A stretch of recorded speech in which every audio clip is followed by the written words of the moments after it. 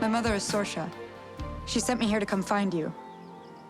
She told me that once long ago, you stood together against the forces of evil and defeated them. The world needs you again. It needs your magic. It's okay.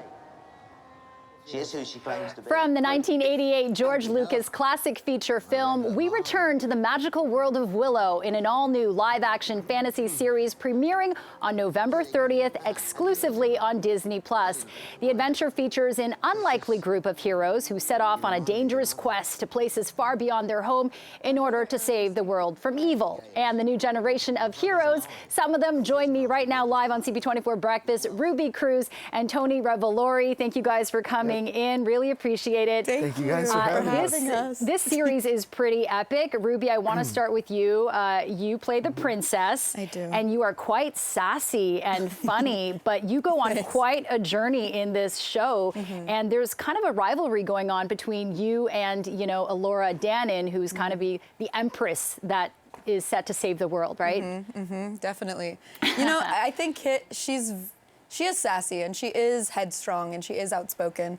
And I definitely did want to show that side of young women, of just like the complications of growing up and thinking you know what's going on, and then definitely being brought to a harsh reality. I think that, yeah, I'm excited for people to to get to know her sassiness. So many funny moments and just kind of deadpan humor, and you deliver it so well. Now, I should mention that, you know, Tony, you play Graydon, and you guys are actually supposed to be betrothed on the show. I won't reveal what happens. I know that you'd forget. And it's really great because your character, I mean, I loved you in the Grand Budapest Hotel. Thank you. You were kind of zero there, and on this show, you go from zero to hero as well. You know. You're like kind of this Right? introspective guy. You're like the Wikipedia of the Fantasyland history. So talk about your character and how he develops.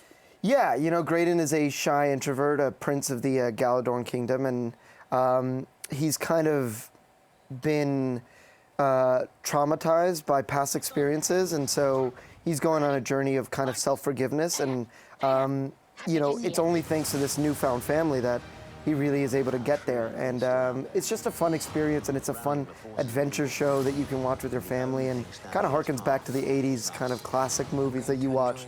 Jurassic Park, Labyrinth, all those kind of movies. Yeah, totally. It has this kind of like Breakfast Club meets, Yeah. I don't know, Pirates John of the Hughes. Caribbean, Yeah, exactly. you know, Totally. Princess Diaries, Oh, yeah. Goonies. So Yeah. talk about, you know, where you guys were filming, because the set looks amazing, different locations, UK and Wales. What was that like? Yeah, we were shooting all in Wales. It was about like 50% work on stage and built sets, which were actually built for us, and it was amazing to not have to imagine a CGI set or anything. And then we were also up in the mountains, you know, actually in the terrain, running around, riding the horses, fighting on mountaintops. Beaches, You actually mountaintops, forests, forests, everything. all of them. The south Quarries. of Wales.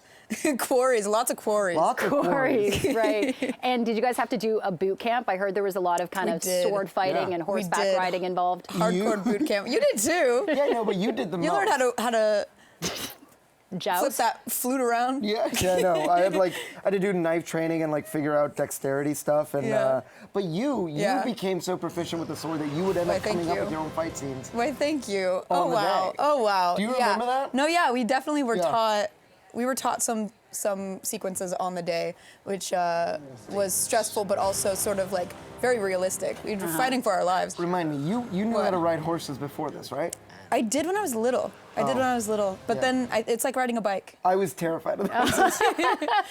Yeah, I remember that. Yeah. One of the things I love about this series is that you guys come together and there's so much diversity on this show that everyone can kind of relate to the characters. So, Tony, talk about how, you know, this is kind of a new generation where kids can really look and be like, oh, I identify with this person, that person, and you all have this unique POV. Absolutely. I think the DNA of the original movie had a lot of diversity and an unlikely hero in Warwick Davis, and so we just took it a step further, and really the creative team were incredible and pushed that forward. You have a wonderful cast of people of color with me and Umar and Aaron, but you also have 3 strong female characters who don't need anything, and they're all individually different, and I think that's kind of the beauty of the show. And like you said, everyone sitting down is going to be able to go, you're like him, you're like her, you're like them, you know, and it's beautiful.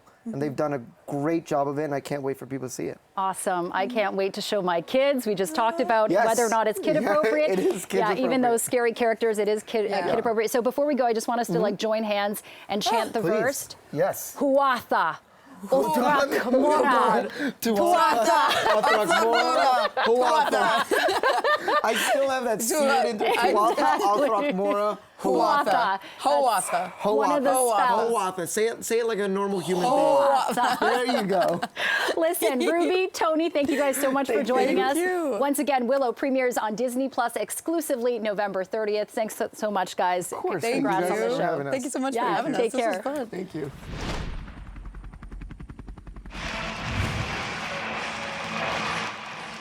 We all know hockey's religion in this country. Hockey is our heart, and it's that heart that's on display in a new awareness campaign with the Canadian Cancer Society. The campaign is called Same Team, and here with more is NHLAA Executive Director Glenn Healy. Good morning, Glenn Healy. George, glad to be back on with you. So give us the Same Team backstory and why the NHL and the Canadian Cancer Society are such a great defensive pairing when it comes to fighting this disease. Well, I think the three most devastating words that you can be given are you have cancer. Mm-hmm. And it affects your entire community, your spouse, your kids, your family, the colony that's around you. And so we've had so many of our pioneers of the game that have succumbed to cancer over the past couple of years. And I just think that we are better, stronger, all working together on the same team and working together on that team with the NHLPA, with the NHL and with the NHL alumni, and trying to send a positive message, again, for anyone that has been given those three most devastating words. You know, cancer is an issue that impacts, people across the planet. It affects hockey world directly. Think this year, right? The recent passing of legends Bossy and Howard Chuck Lafleur. Mario made it out, and there's this amazing new commercial that involves current players, past players. It's pretty, impactful stuff, eh? Yeah, 2017, we got together, kind of just on the cusp of first getting on board, and I just really, really felt if we got on the same team, we could send a positive message to everybody, because it's a tough journey, it's a tough challenge, and 1 and 2 are going to be given those three most devastating words, and so together as a team, we can really make a difference. But you are so right. I mean, I can recall. We were trying to fight for Mike Bossy, and had Clark Gillies send a message, and the message was, "We'll stand with you, Mike. We'll fight with you. Stay strong." And Clark Gillies succumbed to cancer. Yeah, I mean, so it just, and then to watch the Flower go through what he went through, and just all the way across the board, every family, and as athletes, we're blessed. We have had a great career, great craft. If we can make a difference for somebody, then I think that's what we want to do. Yeah, sport's so powerful. Hockey's a religion, as I said, but we all need that faith, not fear, to fight cancer. Quickly, Glenn, we're out of time. How can people get involved in #SameTeam? Well, again, just jump on board with the NHL, the NHLPA with us. We will have a video out at the end of the month. A great Canadian band has lent us a great song. I'm not going to say who the band is, but their last concert was in Kingston. You can just imagine who that band was. Kingston. All right. Let's. Okay. I had a new hip put in, so this is not the new hip. This is Tragically New Hip. Here we go. But just get on board. Support. Stand strong together. I think that's the biggest message. Glenn Healy, it's a pleasure as always. Have yourself a good day. All right, George. Thank you very much.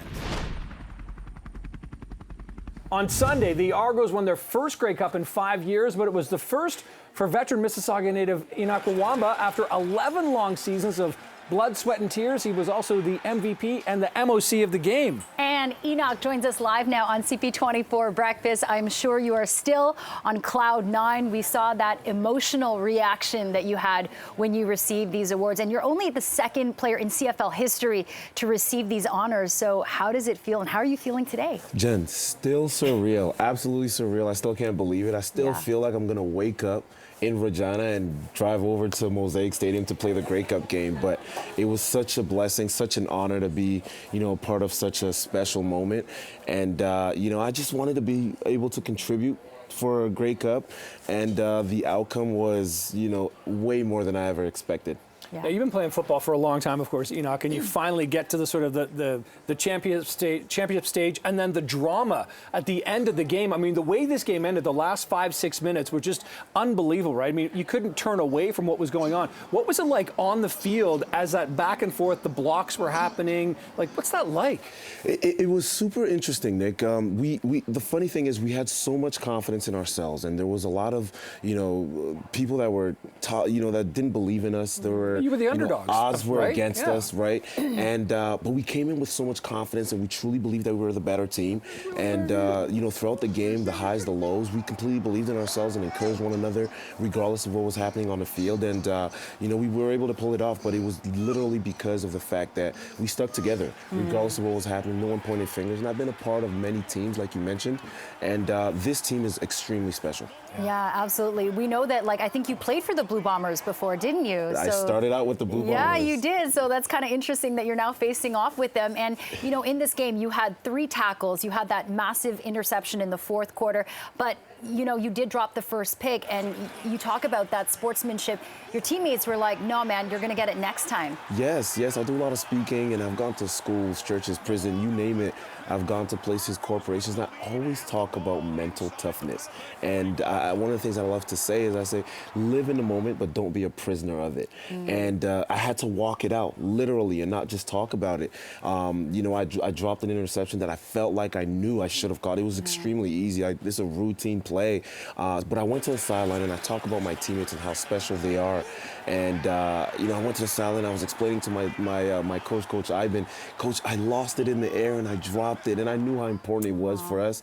And he said, Enoch, don't worry about it. Another opportunity is going to come. And a bunch of my teammates repeated the exact same thing for the next 5 minutes or so. And, it allowed me to reach a new level of focus in the game and ultimately, get another opportunity and make the play that time. What I love about talking to you, Enoch, and clearly this is the first time we've met, is you're talking so much about being such a good teammate, such a good member of the squad, but you also won a couple of pretty nice individual awards here along with the Grey Cup. What does that mean to you? I mean, collecting these 2 pieces of hardware. I remember watching at the post game, and all of a sudden it was 1 and then 2 trophies in your hand. That was incredible. Nick, to me, really, this is just a physical representation of, the hard work, the sacrifice, and really the people that played such a huge role in my life. And, when they were handing it to me, I was, I don't have any more tears. It was all gone. Yeah, but, they were definitely there Sunday night. I watched that. Yeah. But, it was because everything was playing in my head the last 11 years of my life, and the sacrifices, my family, my wife, how much she contributed to it. And a lot of people don't seem to understand the role that wives play, not just my wife, but a lot of our teammates, significant others, how much they play, and my daughters, and everything was running through my head, the people that played a huge role over the last 11 years, and I was just overcome with emotion. Yeah, and Enoch, very quickly, today's a big match between Canada and Belgium at the World Cup. I feel like this is a good They're omen, underdogs going in too. Because exactly. Let's go. Look what it is. So will you be cheering for Team Canada today? Absolutely will be cheering for Team Canada. And, you just got to believe. You have to believe in order. That's the first step to winning. Yeah, absolutely. All right, well, you know what? I think that deserves some horns. So let's blast those. Enoch Nwamba, great to talk to you. Congratulations again. Really nice to meet you. Good luck in the off season. This Black Friday is now upon us, and more than ever, shoppers eager to spend might need to be more savvy without breaking the bank. All right, Nicole Scobrook's here, though, better known as the Coupon Cutie. She joins us now for a Black Friday bargaining strategy session. Nicole, we're glad you're here. Inflation is high, raises and salaries are not going anywhere, so people are definitely feeling the pinch. So help us save some money. What are some of your best tips for Black Friday shopping? Yeah, so my number one tip for sure would be to know your prices. It's so important to make sure that you're getting the best deal. Even if it is Black Friday, you still need to know your prices. So one thing I like to do is I'll look up pricing online. So first I'll look at like Best Buy, Amazon, and then I use an app called Reebee to check the prices in the flyers as well. And that way I can make sure that I'm getting the best deal. And Nicole, for people looking to, shop early to avoid the rush, is that possible? Because I do notice some retailers are sending out early Black Friday deals, all this stuff. Is that wise to take advantage of them while they're being offered, or should you really wait for the actual day? No, you can get started now. Pretty much majority of the stores are starting everything early online in store, which is nice because it gives you a little bit of extra time. And You don't have to deal with those lineups at the store like we used to a couple years ago where it was chaos. Now you can shop online, it's super easy, which is nice. And is there generally, Nicole, a difference? Do some retailers maybe hold back some things and keep them for people who actually sort of make the effort to, wake up at 4 o'clock in the morning and stand in line versus, sitting at the comfort of your desk and just clicking a mouse a couple of times? I think that some stores will probably still have like door crashers, but I haven't seen anything advertised where you need to go to the store and that's your only option. Some stores, if they don't have online shopping, then yeah, you would kind of have to go to their store. Like, for example, Superstore, I would say you would have to do kind of in-store, or you could do PC Express pickup. But I mean, other than door crashers, you can do it from the comfort of your own home. And Nicole, we are dealing with, kind of remnants of the supply chain chaos and issues. So a lot of products that people want in Canada can't be bought here, so they'll turn to the United States or perhaps even, across the border to Buffalo to do some shopping. Are there any tips for people who want to buy American products right now? I would say the same kind of thing. Look in the flyers and check the apps, because I know when I go to the States, I still check my prices online with like the price checking apps, Reebok and that, so that I make sure I'm getting the best deal, because you got to take into consideration the conversion of the dollar and that if you're going to go shop online to get the best deal, or sorry, shop in the States to get the best deal. So Nicole, when it comes to Black Friday shopping, I mean, for example, Bill's at Leon's this morning, talking TVs, appliances, couches, that sort of thing. But I mean, are the best deals in that category, or are we looking at the sort of retailing like clothing wise? Or cookwares? Like, what are the sort of, typically on a Black Friday, what are the things that really, these are the best prices of the year type thing? What kind of categories are we looking at? Will lettuce go on sale? Yeah. We wish. We can only hope for that. Yeah. Usually I find that like cell phones, TVs, smart devices, toys, those kind of things are usually the best prices. Coffee makers, things like that. Okay, very interesting stuff. And any last word of advice for shoppers who want to get started right now, Nicole? I would say just get started online, get the things that you need. If you don't need it, don't buy it. There's always going to be another sale. Yeah, do your research and be prepared. All right, Nicole Scobrook, exactly. The Coupon Cutie, thanks so much for giving us these Black Friday shopping tips. Really do appreciate this, and good luck to shoppers. Rich, dark brown calfskin leather. Matching linen vamp. Men's whole and half sizes, 7 through 13. Price $135. Oh, that's not too expensive. I like that shirt. Where did you get it? Oh, this innocent-looking shirt has something which isn't innocent at all. Well, you know him as Elaine's boss in the hit comedy series Seinfeld, and now he's taking on another role as he hosts this year's Culinary Showdown, happening this Saturday. The event is to help fundraise and bring awareness in support of epilepsy, South Central Ontario. Joining us live here in studio for more is the man himself, John O'Hurley. Thanks so much for being here. Thank you, Chanel. Nice to be with you. So Wonderful to listen, be. this is in support of a cause that is so close to your heart. Let's start with talking about why. Well, I have been national spokesman in the States for epilepsy for 25 years.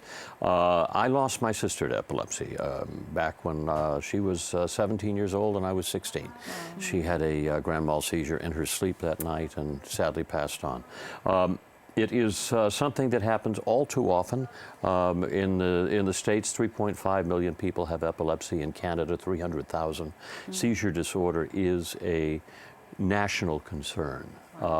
And yet it is the deepest, darkest secret in medicine. No one knows why this happens. And all we can do is learn to control it, and we're on our way to curing it. But the wonderful people over there at South Central Epilepsy in Ontario, South Central Ontario Epilepsy, do a wonderful job in supplying information and support, because I tell you, when epilepsy hits, it comes sudden and with with no warning, and you are left not knowing what to do, because it's something that is, it changes your life and your lifestyle, not only as the person who has it, but also as the caregiver as well. Absolutely, and you know that role all too well with your sister. I'm so sorry to learn about that. John, so let's talk about why it's so important to fundraise, to find out more about epilepsy, to support research. This event sounds very fun. You're going to be hosting it's wonderful. You know, the Culinary Showdown. You know, I come here all the time, and I always talk about wonderful fundraising ideas, and this wonderful company, Solutions with an Impact, Joel Hawk, he's always got something fun and innovative to do. This is the Culinary Showdown. 5 chefs. It's kind of a chopped format where people earn their way to be a sous chef. So they'll have 4 or 5 sous chefs, and we'll have a 3-course dinner that they'll have to cook from a secret market basket, which is always peculiar and penalizing in many ways. You really got to put your thinking cap on to be able to create a meal out of using all of these items. So it's an awful lot of fun. But it's also a 2-tiered event. During the day, they have a culinary school as well. So all of the people that have been involved, that have raised money for the event, can go through a wonderful cooking school during the day. And then we have the gala at night. It also has we'll have many people just coming to the dinner that night for it. So it's a wonderful way to fundraise, and everybody walks away with a smile. It's just a great, great evening. And of course, you'll be there, but there will also be a really special lineup of some celebrity chefs. Say more about that. Yeah, it is. We've chosen 5 of the best chefs, well known in the area, and so that's always, it adds some, because people want to, and what people have done is that they have fundraised for the right to pick the chef that they go with. So it's a lot of fun. Yeah. Right, and once you fundraise to a certain amount, I think the top tier is $5,000. That guarantees you a spot beside the chef. You get to do the school in the morning, afternoon, and then participate in the competition at the gala in the evening, and you'll be hosting all of that. You've taken over my job. You know everything about this. Yeah, it's as I say, a wonderfully innovative way to raise money, and at the same time put on an unusual event that just blends so beautifully into the dinner arrangement that we were going to be doing anyway. Yeah, exactly. John, is this the 3rd year that you'll be doing it then? This is actually, it's the 3rd year that we've done it, but because of the pandemic, I wasn't able to host last year's event. Okay. So I had to skip a year, and voila, here I am. But I won't miss it, because as I say, epilepsy is something that is near and dear to my heart, and I promised my sister's memory that I would stay involved. And when you meet people and you talk to people and share this cause that is so important to you, I wonder what you say to them about why it's important to learn about epilepsy, even if it hasn't touched your life. Well, the brain is the last frontier. When you talk to people the medical professionals in that area, they will just look at you and go, you know, we know everything about cancer. We think we know everything about cancer. We think we know all of these other diseases in the body, but the brain, we have not a clue. It is the last final frontier. Epilepsy affects so many people deeply. It's with their lifestyle changes and everything. But we want people to live normal lives, to be able to control the seizures. So while medicine and research are providing a brand new menu of wonderful therapeutic drugs, at the same time we have to care for the people that have it day to day. We need to give them the information, the support that they need, and that's what South Central Ontario does. A very important cause. Okay, John O'Hurley, who will be the host and MC at the 3rd annual Culinary Showdown in support of Epilepsy South Central Ontario. Thanks so much for joining us to chat about this. Oh, my pleasure. Appreciate it.